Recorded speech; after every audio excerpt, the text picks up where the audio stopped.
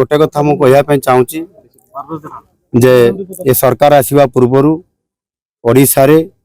ओडियांकर अस्मिता उपरे अनेक प्रश्न सृष्टि होता और संकट आसी जाइछि बोली चर्चा मध्य होउतला। से बड़ी परिस्थिति रे भारतीय जनता पार्टी ओडियांकर अस्मिता को सम्मान दे किभली भाव रे तार सुरक्षा दिया जिवो ओडिया को सम्मान दिया जिवो आ सेथि पई नुआ सरकार आसिला परे ताहा उपरे संपूर्ण भाव रे ओडियांकर भावना उपरे ओडियांकर अस्मिता उपरे सम्मान देकरी काम करिवे एवं तांकु शीर्ष रे रखिवे। ए कथा को जहा सरकार बीजेपी कहितला ताहा जी सरकार कार्यकारी करिया पे जाइछंती एवं गतकाली जेतेबेले शपथ पाठ उत्सव थिला ता पूर्वरु सकाळु जो माने ओडिया अस्मिता उपरे आज ओडिया को सम्मान देकरी आज स्वतंत्र भाव रे उत्कल प्रदेश गठन करबा ठारू ओडियांकर सम्मान कथा अस्मिता कथा जो माने आज बंचई रखिथिले सेई परपुत्र मानकु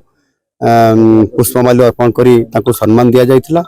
एवं महाप्रभु जगन्नाथ को दर्शन करी आज जी आम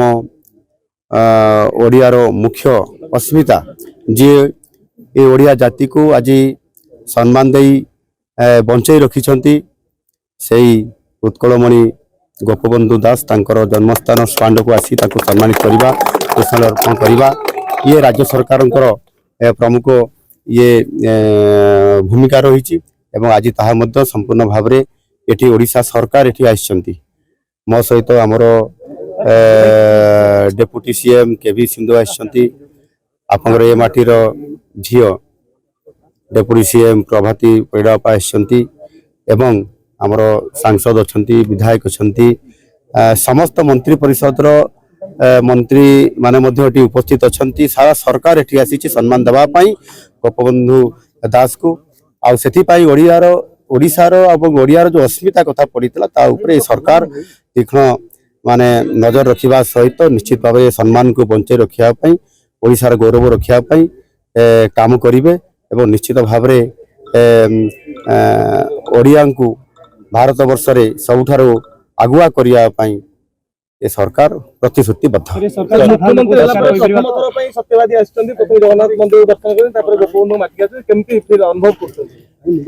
निश्चित भाव ए माटीर समस्त जो माने संतान अछंती